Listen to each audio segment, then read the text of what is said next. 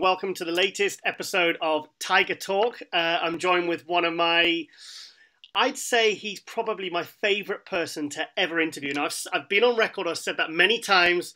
Toney, the X-Man Freeman. Toney, long time no speak, mate. Man, it's so great to finally connect with you again. I know it took us a couple of chances to make it happen, but it's a beautiful Saturday morning, and I'm ready. Yeah, what is it? But 10 a.m. for you, is it? Yes. Yeah, it's like yes. What's been up with you? Me? Oh, well, I'm interviewing you, so yeah, I've been busy. So now, Toney, the first time I interviewed you was at I think it was the 2011 British Grand Prix. Okay, yeah. Was it? Do you remember that when it was in London? Yes, I do. Very well, I do. Yeah, and I've interviewed. Yeah, that was William Bonak's debut, I think, when he was actually in 212 or something like that. No, that's where I met him. That was 2012. Oh, okay. The next year. You did it both years, didn't you? Yes, I did. Was the first one when it was Branch? Yes. Okay. All right. I got it now. And that's when Alvin was in it as well. That's right. Yeah. Okay. Cool. We'll talk about Alvin afterwards because he's. I interviewed him a couple of weeks ago and we were talking about you. Excellent. That's my dude, man. Yeah, he's cool. My dad and my brother's name is Alvin, so you know I was gonna like him anyway. Okay. Well, I think I've interviewed you probably 3 or 4 times now. I think over the years. Yeah. Okay. Well, I think the main thing is the last time you competed. What year was that? That was Arnold Classic 2016. That was my last show. 2016. I was there. Yeah. I was there. Yeah. Okay. So what have you been up to since then? Just getting my life back. You know, I started bodybuilding at 21 in 1988. And I started competing at 21. I started bodybuilding in 88, and I started competing at 89. And, you know, I just, honestly, my goal back then was not to really be a bodybuilder. I just didn't want to be skinny anymore. And then it kind of just morphed into the X-Man, basically. So I started off just a skinny kid, didn't want to be skinny anymore. And then I started competing about a year later. And I got hooked on competing and bodybuilding, the whole idea of bodybuilding. And then, you know, of course, 29 years later, I retired. But I just been getting my life back, getting my, you know, when you're a bodybuilder, especially at the high level, you pretty much got to sink everything into that if you want to be successful. Your peers, your competitors are all in, so you have to be all in. And I kind of just went all in. And then when I retired, or when I injured myself, which honestly made me retire a little sooner than I wanted to, just because the injury didn't make me have to retire. But when I injured myself, you know, the last year that I wanted to compete, I wanted to retire at 50. I was 49, getting ready for the whole year of 2016. I had 8 shows chosen, and I started prepping in December. And in January, I did something to my leg. I don't know what it was, but I was getting some Rolfing done. You know what that is? No. It's a very intense type of massage. It kind of like manipulates your fascia and whatnot. And you use manual and you use tools. And I think I ruptured some fascia a little bit, so it's a soft tissue injury. So when you got a soft tissue injury, you need a lot of nutrition to heal it. And also, if you're training and dieting and all that, you're kind of putting yourself in a situation where your body has to choose what it wants to do. And it just wouldn't heal. That's the first time I ever did anything to myself where it didn't heal really quickly. And I remember, like, for 8 or 9 weeks, my left leg was completely swollen with edema from the tear or whatever it was. It wasn't really a tear, it was just like a rupture. Yeah. And I just kept plugging. I was traveling, I was competing, I was doing cardio twice a day, training, and I was getting in shape, but the leg just wouldn't respond. The fluid just wouldn't go away. Right. So I did Poland. I was traveling, so I was able to get home from the travels, and I got all kinds of modalities that I used to heal myself. Well, I got the water down to where I looked presentable, so I did Poland. And then I did the Arnold, and you know, I remember when I got back in the room after the finals. You know, you go change and you go out to eat or whatever. I went to the room and I sat down on the bed, and I couldn't stand back up. My legs started hurting. You know, I made through all that crap But that night it just started hurting, and I was like, man, I'm not gonna go out. I'm just gonna lay here. And I went to sleep. And then when I woke up the next day, I was very stiff, and I was dreading that 30-hour trip to Australia because that was the next show. Oh, and I was just, I went and talked to the promoter. And I was like, look, man, I need to go see what this is because I mean it just won't heal. And so I didn't do the show, thinking I'd skip that show and then recoup and then come back. I went to a naturopath. I went and got MRIs and all kinds of, to see what it was. Yeah. And he told me it was a slight, some kind of fascia rupture or something like that. And I needed to heal because I was deficient in several nutrients required for healing, for tissue, connective tissue repair. And I was like, hey, I'm eating 7 meals a day, taking all these supplements, and I'm still not repairing. And he was like, well, you're dieting, you're traveling, you're training. He said, your body can't do all those things at the same time. So I decided to shut it down then, not really in my mind retiring, but just shut it down physically. And for the first time in a long time, actually since my pec tear, I didn't train. I went, 2 weeks, 3 weeks. It took about 6 weeks before it got to the point where I can actually train again. But in that 6-week period, I started contemplating, what am I doing with myself? I'm about to be 50 years old. And let's just say I healed and went back to competing. And let's just say I won. Say I won everything. I'm still 50. You know what I'm saying? So it was time to start thinking about the future. And so when I'm an intellectual, so I start thinking about that. And then I realized that, I might as well, hang it up as far as being competitive. I did 73 shows. And it was kind of funny because I trained with Milos. One of my shows, one of the Brazil shows, and he told me he had the record at the time. It was 72 shows. I remember, yeah. And I was like, wow, I'd like to tie that record or beat that record. So in my mind, once I said, well, shit, at least I got the record right now, right? Although Johnny tied it and then Dexter beat it, passed it, he's still going. Yeah. So it was one of those things. I said, well, that was one of my goals, and I did that, and I'm glad I did because I kind of got me back. You know what I'm saying? Like I say, when you start competing and you start trying to be Mr. Olympia, like all kinds of things get thrown to the back burner. And once I decided that I wasn't going to ever be Mr. Olympia, there was no reason for me to continue competing other than just being addicted to it, basically. I just started doing other things. First thing I wanted to do was focus on healing my body and my mind, and I went on this journey of doing that. I think that was very successful. Definitely healing of the body was very successful. Probably healthier than I've been in decades. And I also healed my mind. In what way? In every way, as far as health goes. I've been on, like I said, I've been on this bodybuilding journey for a long time. And, I turned pro at 36 years old, which is where most people would be thinking about retiring, And so around 40 is when I kind of hit my peak.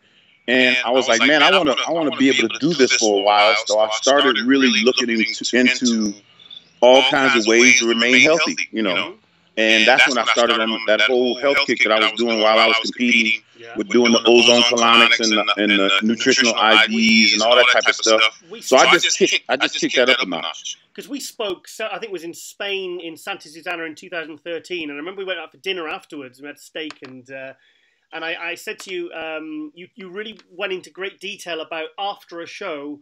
It was some sort of red stuff you take, like a detox, and you have the ozonic colonics, and it was really fascinating. And I thought it was the first pro I'd really spoke to that once a show was done, it was like, right, now I need to heal. Now I need to get my health back to full, before I do it all over again in a few more months, because you're someone that used to compete very, very frequently. And I always wondered how you did it without kind of burning your physique out. And your physique always looked fresh.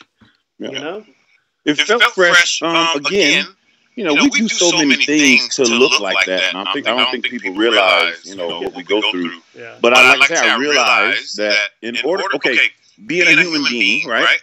We're made up of thousands of cells, and I figured out that if your cells are healthy, then you are healthy. And whatever it is you do, whether it be bodybuilding, skateboarding, whatever it is, you're just going to be better at it because you're physically better on a cellular level. And when I started thinking like that, you start thinking like that, you start attracting the things that you need to accomplish that.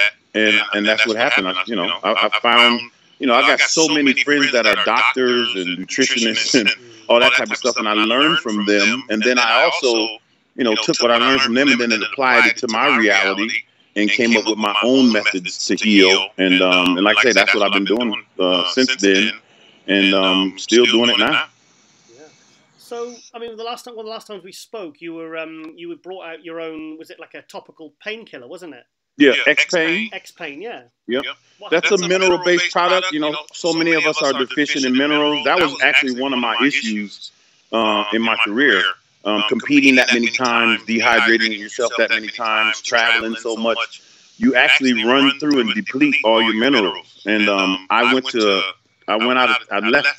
the Arnold, I think it was 09, Arnold Classic. And then I went to Sweden and Kuwait, and I went to like 4 or 5 places. I was gone for 32 days. And when I came back home, I went to the doctor to do my what I normally do right after the show. I had to wait like a month. So I go in and we do saliva tests, urine tests, blood tests, and then a bioimpedance test. So I did all that stuff that morning. And so you walk in the door, you do the saliva, then you go pee, then you go sit down for blood. So while I'm sitting down to get my blood, the doctor comes in and he's like, Tony, I'm concerned. I was like, what's wrong? What's the matter? He said, you have no minerals in your body. Really? I'm like, what do you mean? He was like, I'm doing your test and there's no minerals. He said, you're deficient in almost every mineral. I was like, wow. So then we do the blood, and then, the blood test takes a couple of weeks. We do them go ahead, I'm sorry. How did you feel? I felt horrible. Oh. I literally felt, okay, you know how you go training, you're sore, and then 2 days later, you're not sore anymore? Well, I went through the whole week, because I used to train 7 days a week. So I went through the whole week, and I didn't recover from any of my workouts. So I was sore from head to toe. It was the weirdest, sore and weak and tired. And it was like, I just thought it was because I traveled for 30 days, which that had a lot to do with it. But when he came back with the test, told me about the minerals, I was like, wow, that's crazy. So we do the blood test. It's called an ion panel where they test everything. And so we get the results back a couple of weeks later. He's like, not only are your minerals depleted, but also all your omegas. All your, you got omega 1, 2, 3, 4, 5, 6, 7, 8, 9. All of them were low. And I was just like, man. The doctor's like, he's like, your liver's fine, your kidney's fine. All the stuff that we bodybuilders worry about, testosterone level, all that was fine. But my minerals and my omegas were extremely low. And that's from when you do the ketogenic diet for months. Like I did it like 18 months in a row with no break. Remember, I did 16 shows in 18 months. Yeah, exactly. Wow. So, I mean, now that's extreme, and that's probably why I did deplete everything, because the doctor said it doesn't really matter, because I told him, I was like, man, I eat like 10, 15 cups of green vegetables every single day. Right. And he was like, yeah, but the nutrition is not in the vegetables anymore. It's you know what I'm saying? It's not like it used to be. Right. So you gotta go above and beyond that. And then that's when I started taking supreme fulvic acid, which is plant-based minerals. And then I got a bunch of ocean-based minerals, and I started taking a combination of that, and it brought my minerals back up to normal. And that's when I got all into the whole healthy fats. And I realized that, although the ketogenic lifestyle does get you shredded, it does lose fat and all that type of stuff, there's a lot of things that put you in jeopardy, a lot of things about that diet that put you in jeopardy. So you have to circumvent them or counteract them in order to stay healthy. So a lot of people, everybody, that's like the big craze right now, keto lifestyle. Yeah. And a lot of people don't know that, yes, it is good for you in a lot of ways, but if you don't do it right, as far as minerals and omegas and stuff like that, you can end up, putting yourself in jeopardy. Have you ever tried fasting? Oh, I fast all the time. Really? I do intermittent fasting every day. I've been doing that. Probably been doing that since early 16. Yeah, right after the show. Because, I was eating 7 meals a day. And then if you're not training, if you eat 7 meals a day, you're going to get fat. I don't care who you are. Yeah. So I went from 7 to 6 to 5 to 4 to 3. And I got down to 3, and I was like, okay, cool. And then and now I do 1 or 2, sometimes 3 meals a day. Usually I do 1 or 2 meals a day still. Really? Yeah, and I'm still 265. I mean, I'm not like, you know, I'm not like buff. You know, I only train once or twice a week now. Oh, really? And actually, I started training more recently because my son, my 28-year-old, he wants to compete. So I'm preparing him. And so I actually train a little bit more now because it's kind of fun again. He makes it fun, you know. If you're not training for a show, to train with that kind of intensity, it's kind of silly, you know. So getting him ready for a show, I get to train and I'm having fun doing it again. Do you do anything like cardio or any types of?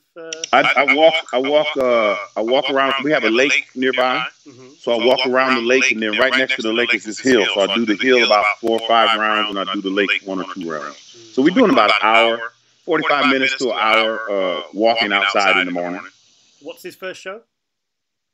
I'm still trying to figure out. You know, of course, I want him to follow in my footsteps, but he's a natural athlete, so I kind of, you know. I know if we expose him to, you know, our world, then he's going to be tempted to, you know, do the things that you got to do to be successful in our world. And I believe he's good enough to do it without doing that. So I at least want to head down that road, and then we can always change paths, you know, or whatever. But he's about 205, 5'10". He can compete almost every day of the year. He looks unreal. So I don't know if you've seen any pictures of him. I should have sent you some before the show, but I'll send you some after this. And I mean, I put a, if you look at my Instagram, I put a picture of Breon, what's his name? The current classic Mr. Olympia? Breon Ainsley. Breon. Yeah, I put a picture of Breon's back next to Nico's back. Oh, really? And go have a look at that picture. Fantastic. So, yeah. So leading on to the classic, I think many of us, a lot of the fans, thought that you would come back as a classic. The whole time I was there, I was classic. You were classic, yes. That's exactly what I was trying to do the whole time. I know people thought I was being defiant or being a rebel, but I started looking around and I was just like, well, damn, it ain't nothing. This sport is nothing like it used to be when I started. I'm like the only person that's still holding on to what it used to be like. And so I fought it tooth and nail. My last Olympia, 2014, I got like 14th or 15th. And Jim came in, he was like, man, you looked amazing, you were shredded, but that's too skinny. And I purposely came in like that because there was nothing left classic in the sport. No one. So that's why I did that. And I mean, you know, plus I didn't, you know, once after 2008 and 2009, I'm like, if I didn't win looking like that, I'm not going, I'll mess around and kill myself trying to beat that. I really loved the look you brought at 2008 at the Olympia that year, because that was, I mean, you had you know, Dexter and Phil and everything, and you just got such that tight. We had a good talk. I think again it was in Spain, and I said, Tony, how do you manage to keep that waistline so tight? And we talked about the colonics, we talked about diet, we talked about the way you train, and you said it was more like a combination of factors that you all took attention of. Yep. The secret to not or to having a small waist is to not ever let it get big. If you remember, I was walking around. I mean, I got pictures at 305 pounds with, you know, 32-inch waist. You know what I'm saying? So and legit, I remember I was in Boise, Idaho one time. Bodybuilding.com has an event out there every year. And so they started interviewing me just live, randomly, while we were standing outside waiting to go inside the venue. And so I forgot who it was interviewing me, but he put me on the spot. He said, hey, man, you always talk about your waist is, you know, whatever, blah, blah, blah. He pulled out a tape measure right there on camera. I was like, oh, y'all think y'all funny. So I pulled the tape measure on, and my waist was 32 and a half. And I was about 297, 298. Well, I remember that when that time in Spain, we went out to a club and had a couple of drinks down the thing, and I said to her, I said, what size jeans? Because you had your jeans on, and I was like, what size waist are your jeans? And I think they were like a 32 or a 34-inch waist, and you showed me. You were like, look, it's 34 waist. Yeah, I think those might have been 36s, but I always had to take 4 inches out. Yeah. I had this Asian lady who does all my you know, stuff. I remember one time I got a suit, and it was a 60 jacket, but and the 54 pants comes with that jacket. So I took it over there, and she was like, "No, Tony, it's too much. I cannot." But she did it, man. It's crazy. It's crazy. Those dimensions did get pretty nutty. That is pretty, yeah, because normally when you buy a suit, it's a 6-inch difference between the chest and the waist. Yep, exactly. So 6 inches, like if you got a 60-inch chest, it's going to be 54-inch waist. Yep, that's exactly what I bought, and it was like, she was like, "I can't do that," and I was like, "Sure you can," and she did it. She did it.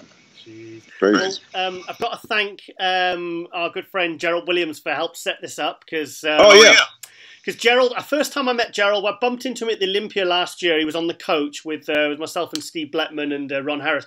And then I got to meet him properly at the Arnold Europe, and I interviewed him. And in the interview, he credits you as his mentor. And I could see I could see the influence in his attitude to life, to bodybuilding, to health, to balance. And it was just a really. So tell us about Gerald. I'm really extremely proud of Gerald. Yeah. Let me see. 2000? No, I'm sorry. I'm trying to think of the year we met. But anyway, he was like 23 when we met. And I was getting ready for Arnold or something like that. And he just wanted to train with me. He was going to Morehouse working on his degree. I think got a master's in education or something like that. And I was like so amazed that this bodybuilder was that into his education and his future, and he invested in real estate. And I remember his mom passed away, and he went out there and took care of her and all that. I was just like, wow, this kid is like amazing. I took him under my wing like he was my son. I mean, because it was that awesome. And in the middle of me doing all my stuff, he was, why do you do that? And why do you do that? And why do you do that? And, so I'm just relaying all this. And, he's so young. I said, I want to give this dude, all the stuff that I have because he's so hungry for it. And so I did. I taught him everything. And I remember he was talking about the Olympia last year and him, how well he's doing. And he's like, man, I couldn't remember where I got all this stuff from. He's like, why do I do all this stuff? And then me and him connected. He's like, man, now I remember where I got all this shit from. And I was like, yeah. I was like, I told you it works though, doesn't it? I mean, you could just see. I mean, that dude is. He made me proud. Like I said, I literally felt like, he was like my younger brother at minimum. Him and my son are a few years apart. And Nico, they're a couple years apart. So Nico was into track. He wasn't into bodybuilding back then. So me and Gerald was doing the bodybuilding thing. And like everything I thought of, I shared it with him. And he has proven, like I proved it worked, and then he went and proved it worked again. So we're going to do that same process on Nico. And it just works, bro. It's just the human body. So a lot of times we get caught up in, how much protein we eat. There you go. How many meals we eat and all that. And the reality is being healthy and using your brain to do this and not so much your body and your brute strength. Do you like the way he's applied his work ethic to not just his bodybuilding, but to his whole... His career, his life. Yeah. I mean, he sent me update videos, and he's training at for his contest. By the time he gets done in the office and doing all the things, he's training at like midnight. He did a little a pan of the gym, and the gym was completely empty. He says, "It's just me in the gym at midnight. I've got to get the work done." He hardly sleeps, and he's just such a. In fact, he's going to be on Tiger Talk next week, so I'm really excited. And the thing is, that's my dude. I'm a huge fan. We had so many awesome experiences, and he stuck true. He went and finished his degrees and all that stuff before he started competing as a pro. He just made me proud. Awesome. And he's someone who's like yourself. Like I need very little notes to interview you guys because every single time I think. I said to a friend the other night, I'm interviewing Toney Freeman on Saturday, and I said I'm really excited because usually you'll have. The interviewer will steer the interview. Right. You'll have your bullet points, the things you want to answer. But with you, I was never able to do that, and I was always happy because you would always steer it in the direction that you wanted it to go in, and I would just be like listening, just absolutely enthralled at kind of the gold you're giving me. It's like from my point of view, it's like you're probably one of the easiest people in the world to interview because. Thank you. It's just I'm just absorbing all this information. Even just about health. That's the thing I liked always about you. When we spoke. I really love to share, bro. I have this mentor, coach. She's like a, I don't even know what it is. My business partner, he uses her. So he said, I got this lady I want you to talk to. She's just a spiritual advisor, mental coach, whatever. I was talking to her yesterday, and she was blown away. She was just like, "Oh my God, you're amazing!" Blah blah blah. She's teaching me how to tap into myself because I'm still that shy 17-year-old that left home. You know what I'm saying? And this whole X-Man thing kind of took the forefront. You know, that whole image thing. But in reality, I'm still that same dude before I became, you know, the world famous bodybuilder. And I'm trying to be more of that now than the X-Man as a, you know, or whatever, because it's more real. I'm training my 28-year-old. I'm training my 14-year-old. He plays football. Me and my wife, we're business partners now. You know, we've been together since 91, 92. Wow. And my whole life, I've done my own thing, and she's done her own thing. And now we're at the point where we have a home-based business. I have a traditional business as well. We're launching next month, in November, 1st of November. I'm in the healthy chocolate business. We have probably the world's first healthy candy. Like everybody, you know, you have people marketing stuff as healthy, but when you really look into it, it's not really healthy. I'm diabetic, so this is music to my ears. Oh, so we have it's sugar-free, dairy-free, gluten-free, totally vegan. Oh, wow. It's only 7 ingredients. One of our bars only has 7 ingredients, and that includes the sweetener and the flavoring. Wow. So it's just a whole food product. I'll send you some. Give me your address. We're just going to be international, and we launched that in November. And then we also, I've been doing for the last year. I've been doing nootropics coffee. Okay. So we got a smart coffee. It's amazing, brother. We've already done. Like, so it's network marketing, right? And I kind of did that, messed around with it in my life, you know, never really did anything. A lot of network marketing companies have awesome products, but, you know, it takes a special kind of individual to really learn how to do that and build it into, you know, people talking about making 6 figures a month and whatnot. But anyway, I've been doing that for about a year. And what led me to that is being, you know, I don't like to use the word depressed, but you know how if you're top 5 in the world, right? Then you injure yourself and you're 50. What are you going to do after that? You know what I'm saying? Like I start thinking about, do I get a job application? Do I start personal training again? Because before I turned pro, I was, you know, I had a really good personal training business, and I let it all go. I train people online. But, you know, staying in the gym for 12 hours a day training people, I just couldn't imagine doing that. So I was going through this whole mental, physical, what do I do with myself? And I remember one day I was in my garage and it was like I was at the bottom of the barrel and I just got frustrated with being unhappy and unsure. And I was like, you know what, man? From this moment on, I'm going to be happy. You know, I'm like, happiness is a choice anyway. Most people think that you have to, you know, go to school, get a good job, you know, find a nice mate, and then you'll be happy. You know what I'm saying? Make a lot of money, then you'll be happy. But in reality, happiness is here in your mind. You have to, if you just decide to be happy, and then you attract everything that you want to continue the happiness. So I remember I'm in my garage, and I decided that day that I'm going to be happy. I believe in the law of attraction. I don't know if you really live by that, but I live by it. And 2 days later, a friend of mine, she invited me to go to Florida to listen to this pitch for this investment, right? And I'm like, okay, well, sounds good. I'll go check it out. I go down there, and I'm in the room with about 50 people, and these people they're talking about this one particular dude, and I'm like, who is this dude? All these people are on his job talking about him. So anyway, he comes up, and the first words out of his mouth is, "Are you happy?" And so, of course, after saying that 2 days before that, my ears perked up and I started listening. And he goes and started explaining that Harvard University did this study on happiness. And it comes down to the fact it's a decision, number one, and it also has a lot to do with brain chemistry, number 2. So then he just got into this whole spiel. Long story short, I invested in the company. We started, it was a travel business. It was funny because I'm like, travel, okay, whatever. So anyway, when we bought stocks and we got our shareholders package and had this nootropics coffee in there, right?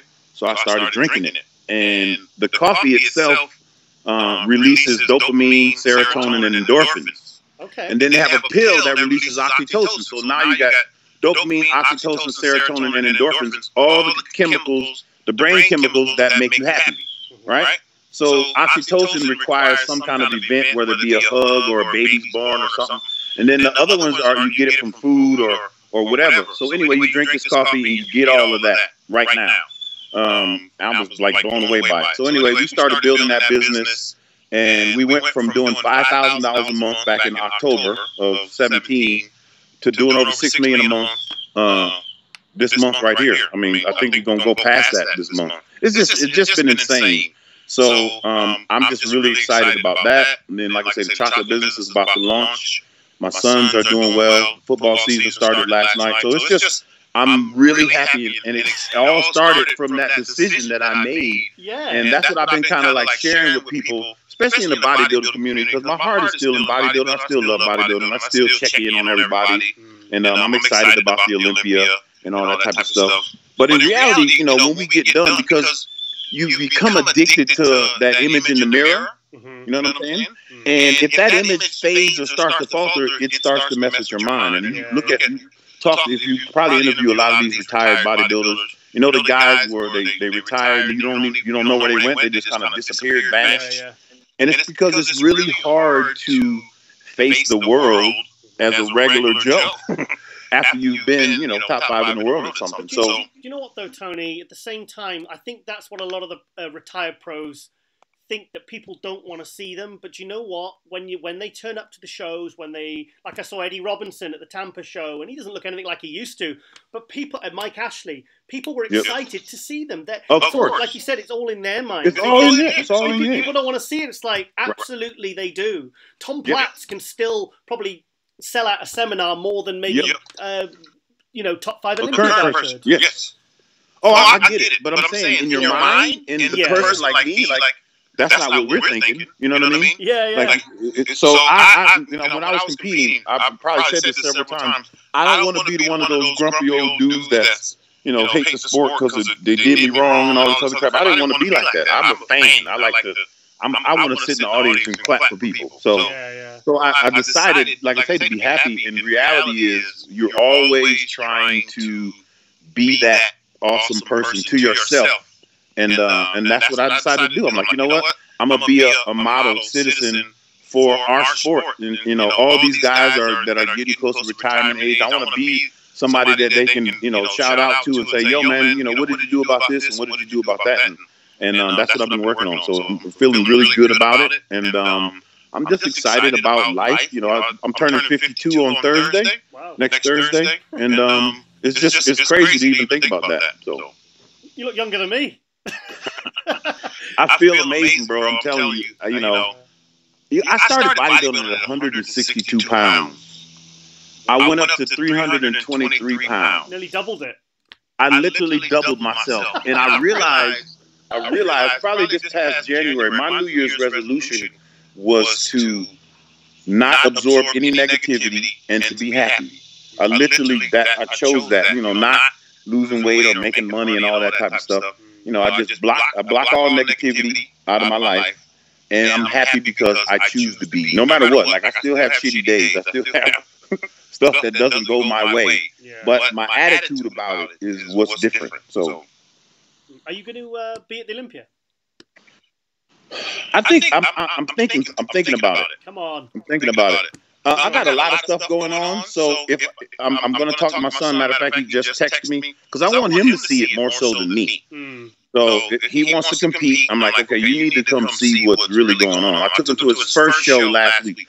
So he went to his very first bodybuilding show. Other than, okay, he was at the 94 and the 95 Mr. Olympia, right? Because I had him backstage with me when he was like 3 or 4 years old. Oh, wow. So he has been. And then he hadn't been to another show until last week. So I took him to one of Ropeman shows last week, and he was sitting in the audience squirming.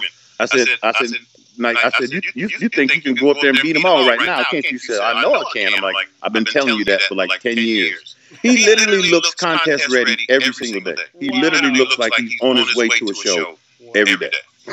Wow. So do you obviously feel that you still represent the sport with everything you do then? I do. Yeah. You still feel you know, like a lot of people, all they know you for is your physicality. They only know you as Toney the bodybuilder or whatever.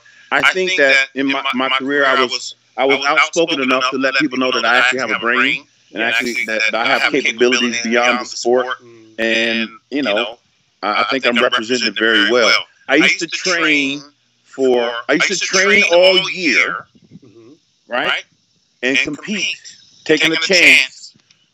And the years that I've done really well, I make more money a month now, every month, no matter if I get up and do anything or not, residually, than I did that whole time. Like so far in 2018. So far in 2018, I have eclipsed almost all the money I ever made in bodybuilding already in 8 months. Wow. From zero. So when you do stuff like that, when you know that there's something else besides, you know, chicken breast and 45-pound plates. So I think I'm represented very well of what's possible if you put your mind to it. See, it's so nice to see bodybuilders that have kind of like a prime example I can think of is Rich Gaspari. Someone that, you know, his career came to an end, he was injured, and he was kind of starting, it wasn't when he just wasn't placing as well. So he applied that same mindset to something else. And, business. You know, equally as being, you know, as successful in the business world, you know? Right. So it's really good to see, like I said, I won't mention names, but I see sometimes you see some bodybuilders and I'll speak to them and they are kind of a little bit bitter and even the ones that were hugely successful. And I've never really quite got it because I think it's about reinvention. Reinvention and finding a new passion, finding something else to pursue. So it's really good to hear your story of someone that is happy. It's really good. I love it. Dude, like that's like my middle name now. I'm extremely happy. I literally help people all day long. Like people say, what do you do now? I literally, my team, I got a huge team. I literally help them all day. That's what I do all day. I'm helping people all day. I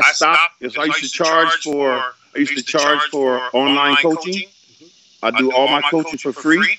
I give everything away now. Like literally, people call me. They want how much you charge. I'm like, you apply my principles. I do it for free.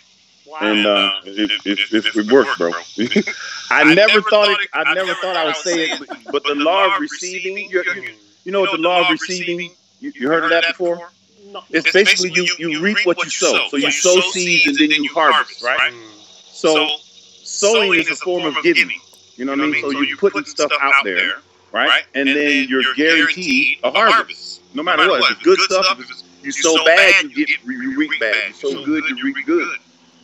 Once I really kind of like got that, like for real, this plane is going over. Once I got that for real, like to understand it, I started applying it. Man, it's freaky. It's freaky how awesome that works. So that's once I saw it working, I just kept on going with it, and man, I won't stop because that's the way to be. Yeah, that's incredible. I'm just recalling a funny story you told when we were down at breakfast in Prague, 2012. I've got photos of Alvin like crying with laughter. And it was a 2012 EVL Prague, and I think you just come back from the gym. You were at the gym, and a guy smacked your ass. Oh, I told you that, right? Yeah, he told us. Hey, tell man, us the story. Tell us the literally. story. You want me to tell that story now? Tell the story. Come on, yeah. Okay, so I'm training with a friend of mine at his gym. I've never been there before. It's a Gold's gym. It's a Gold's gym. So, you know, I got on my X-Man gear, right? You know what I'm saying? I got on my compression short, my compression shirt. I got my weight belt on, you know, right? So I do my set, and then I get up and I'm spotting my dude. So my guy, we're doing incline, right? So he's doing his incline, and I'm spotting him. I'm just standing there, you know, spotting him. All of a sudden, in my peripheral vision, I see this guy walking towards me, whatever. And this dude gets closer and closer and closer. Then he just literally smacks me on my ass, like, "Paya!" And of course, I freaked out. I'm like, "What in the hell?" I didn't even know this dude. He didn't like introduce himself. Yeah. I didn't know him like he hadn't seen me in a long time. None of that shit. I didn't know who this person was from Adam. He smacks me on my ass. My first reaction was to knock him out. Yeah. But I'm like, but it was he was a mature man. He wasn't like he was a kid. You know, he wasn't like flaming or nothing like that. So I wanted to know what was his mentality. Why would you smack a grown man on his ass? Period. So when I reacted, he stepped back. He said, "Oh my God, I'm so sorry." I was like, "Well, why did you do it?" He said, "Man, I'm so sorry. I've been coaching football for the last 38 years." Yeah. So it was just a reaction. I was like, "Dog, ain't no numbers on my shirt. Ain't no grass." You didn't have a flashback on the football field. So in my mind, right? In my mind, I'm like saying, "Damn, maybe I shouldn't dress like that." Yeah. That was the craziest. That was like the craziest thing in the gym. So of course I never went back to that gym, right? Of course, never. Well, yeah. One day I'm on the stair mill at my gym, sweating balls, you know, towel over my head, and I look up, and the dude is like standing across from me, looking at me. I'm like, "Oh hell no, he done followed me over." Crazy, man. Crazy. I'm talking about if I did that to a woman, I would end up going to jail, bro. Yes. You can't. I mean, I still to this day, I'm like, dude, that was a mental breakdown right there. Yeah. Number one, you could have got knocked out. Number two, who does that? Yeah. Well, yeah, it's not very common in UK either. No. Yes, I was interviewing. Went up down to see Alvin. 2 or 3 weeks ago, because he's took a bit of time away from the sport last couple of years. He's had him and Deborah have had another baby.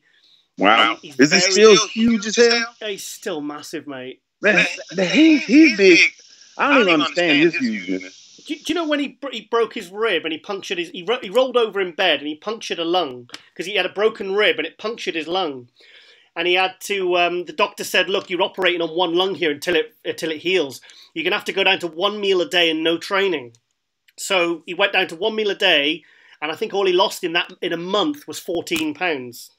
He was still over 300 pounds on 1 meal a day. He's like, he physically, and he's not touched any supplements for 4 years. Right.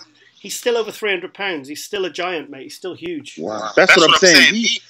His hugeness is completely different. Yeah, that density is insane, bro. And that's you didn't even have to tell me about the supplements, because that's what I'm saying. I know Alvin. I'm just like, that big. That's a big beyond understanding. Like ain't nothing he can do to not be big. He told me once. He said, "Oh no, I'm the smallest of the family." Wow. That's what he said. He said all his his brothers, like genetically, as before he started training, he said they were all much bigger. He was like the runt. That's what he said. Wow, that's crazy. So yeah, that's crazy. So he's because my partner Rosie, we've got a supplement company, a female supplement company, and it's attached to a British supplement company, the sister company that is now sponsoring Alvin. So Alvin says he's going to do the New York Pro next year. Wow, cool. Yeah, so he's. I think about competing again all the time, but I don't really see the purpose. I would like need a reason. Like if they brought like the Masters Mr. Olympia back. Then maybe I would do something like that, just, you know. But I don't know. I love the sport. I love working out. I understand that I was obsessed with competing, thus the 73 shows. But now I'm like, I really love being a dad. I really love being a businessman. I have business partners that are mind-blowing to me. I'm like amazed. You know, one of my business partners used to work for the guy who owns Fidelity Insurance. Okay. Right, a multi-billion-dollar company, and he was his merger and acquisitions attorney. So he's like a genius. He builds companies from zero to billions of dollars.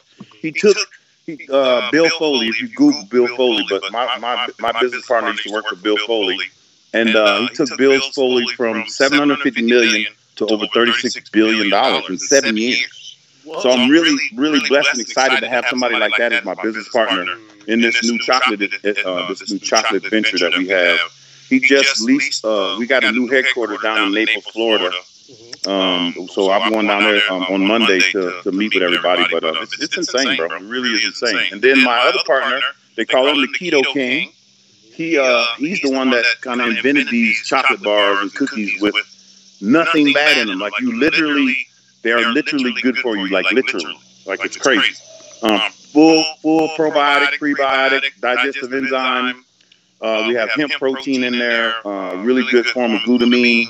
I mean, just a really good quality product. And it's going to be insane. It's going to be really insane. So in terms of bodybuilding, you don't really have anything more to prove. I mean, it's right. That's what I'm saying. It's like, do you really want to go?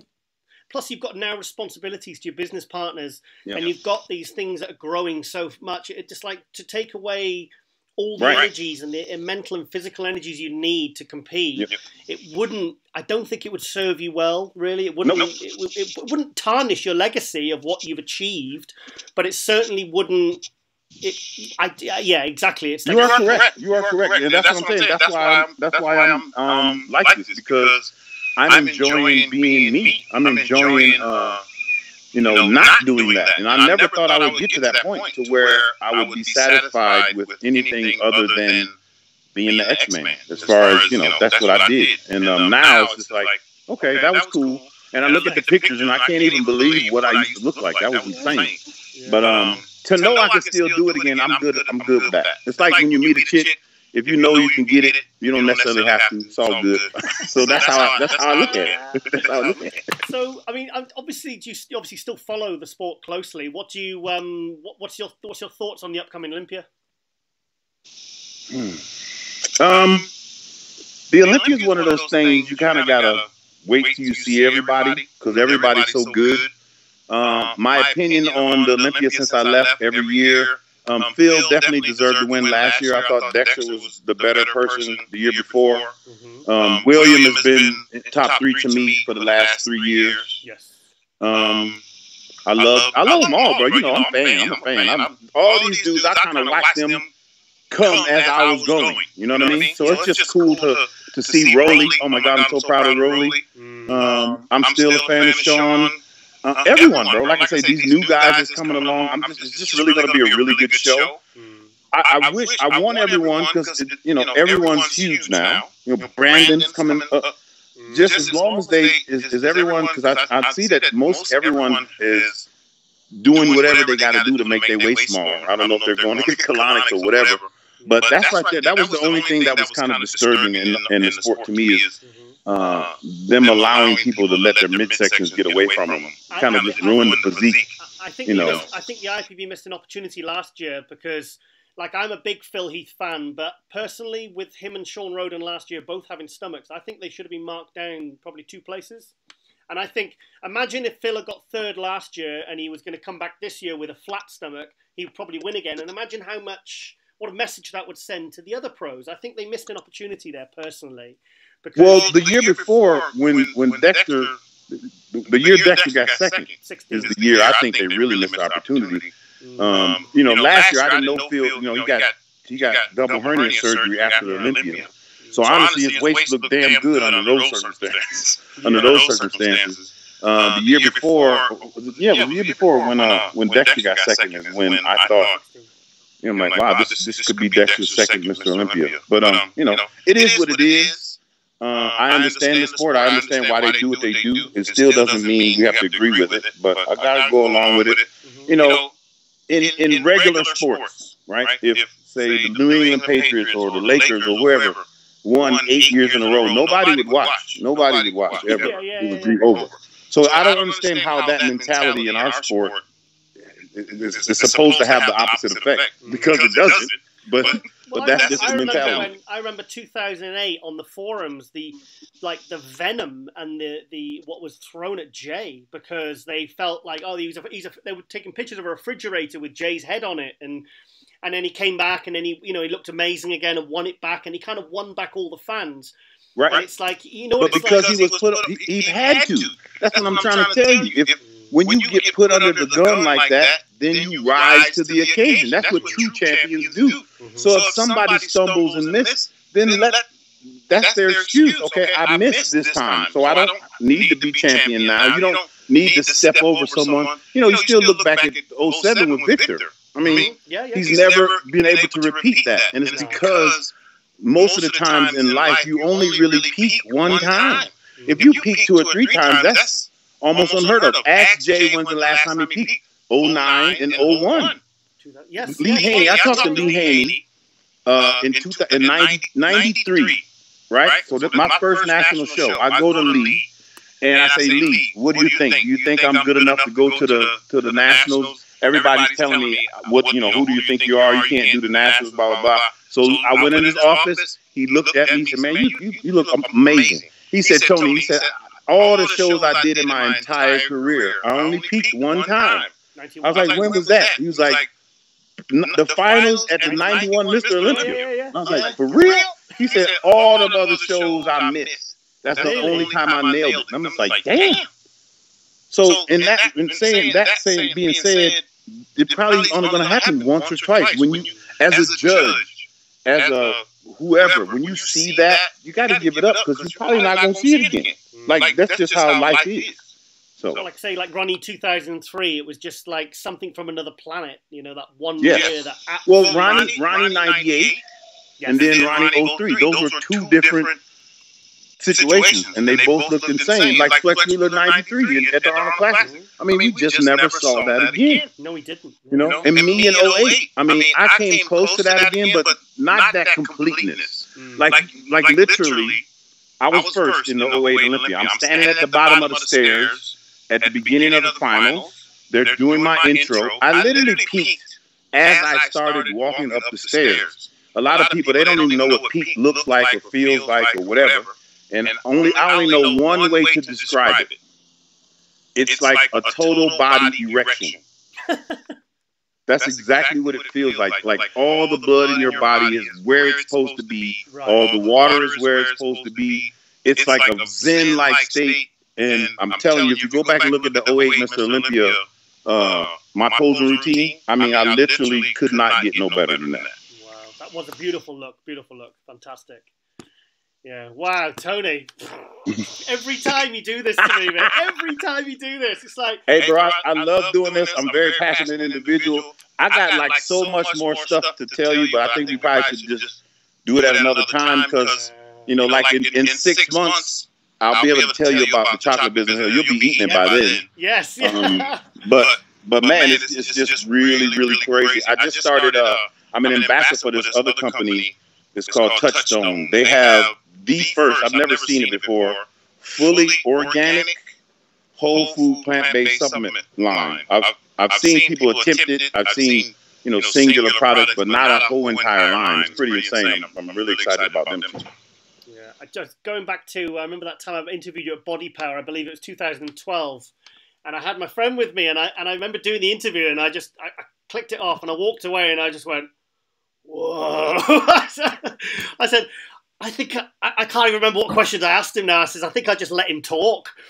And it was, yeah, and again, like I said, in Spain in 2013, that was May 2013 in Santa Susana, and that was just a private talk we had when we had food and stuff. And it's like I can see you remind me so much. You and Gerald are so similar. You're like two peas in a pod, you guys, man. Hold on. My boy got on. Okay. Come around. So this is Nico. Hey, Nico. I know. What's up, man? Mate, you all right? That's Giles. How you doing? Oh, yeah, we'll get one with you. Well, you done got a little tighter since you've been gone. Yeah, he just got back from Phoenix. Okay. He's actually working on his double master, so they had to go out there for a week for school. Okay. Fantastic. Yeah. Okay, Tony, well, you know me, I could talk all day to you, mate. So, yeah, me too. Yeah, really, really appreciate you taking the time to do this, mate. And I'm tingling, mate. My head's tingling. Me too, brother. Yeah. Okay, Tony. Well, thank you so much for doing the interview, and I really hope to see you at the Olympia. And be good. You, me, and Gerald can all hang out and have some nootropic coffee. Yeah, man. I'm about to go buy my ticket. I'll be there.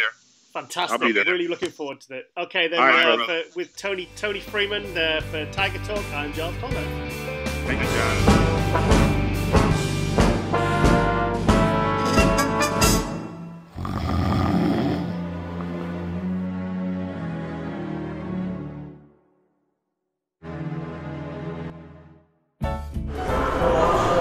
For a session. Okay. How much is it? Don't worry about it. What's going on here? I'm not having this. What's that? Amino Spark? That's exactly what it is. Amino Spark. Turn around and flex that back. We'll grow old.